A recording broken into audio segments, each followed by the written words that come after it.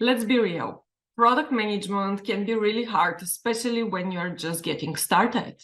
And I'm here to tell you that after 13 years of figuring it out, with many mistakes along the way, I've had some time to look back and reflect on what it is that I would do differently in my career if I had to start all over again.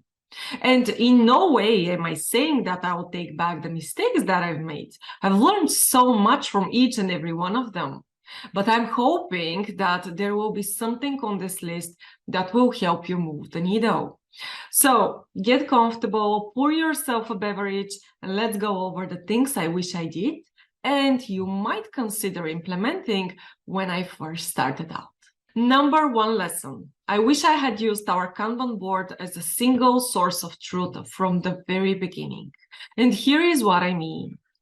Initially, we treated our board as storage of our to-do list. There were random cards all over the place, even though the work had already been completed.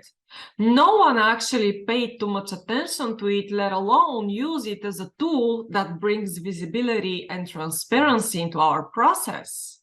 As a result, we spent a tremendous amount of time in status report meetings trying to figure out what was going on with our products. As you can imagine, the more we grew, the harder it became to stay on top of the work. Here is the thing. The sole purpose of your Kanban board is to provide an overview of the status of your work at any given time. Take advantage of it.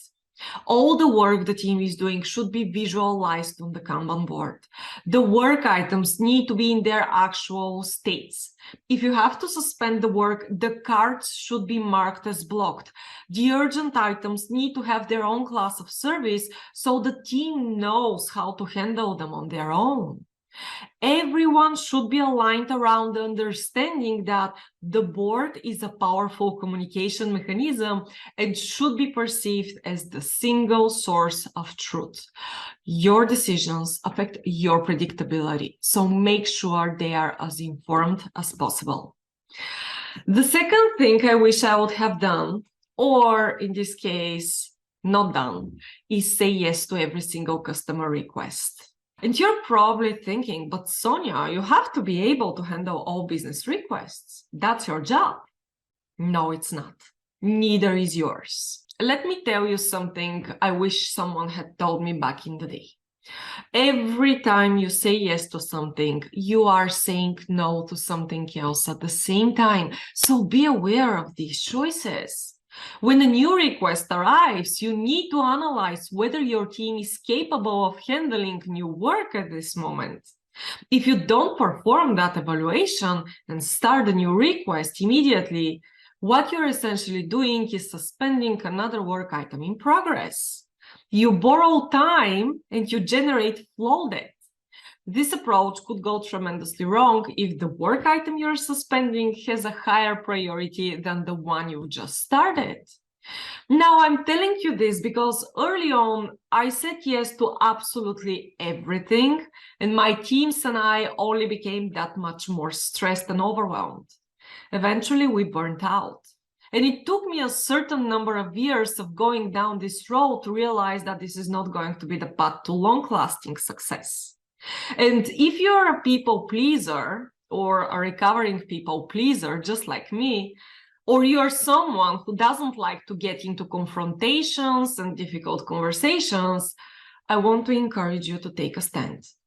Instead of trying to do all the things all at once, really, just say yes, but later. If you need someone to give you permission to stop saying yes, I'm happy to be that person. You can stop now. Lastly, lesson number 3 may not come as a surprise to you. I may be biased, but I stand behind it 100%. I would have started optimizing our workflow for predictability at the moment I finished gathering my team. That's all I would have needed to make reliable delivery commitments.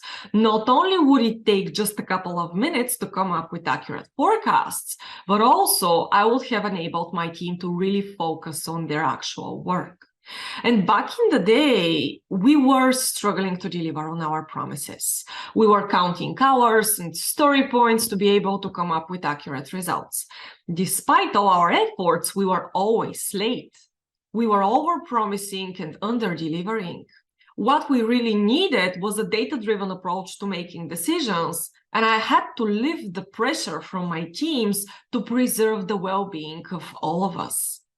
And adopting the explicit process policies and management practices to optimize our system for predictability was a game changer. One of the biggest mistakes I'm seeing all over again is that managers expand their teams without a solid foundation for their systems.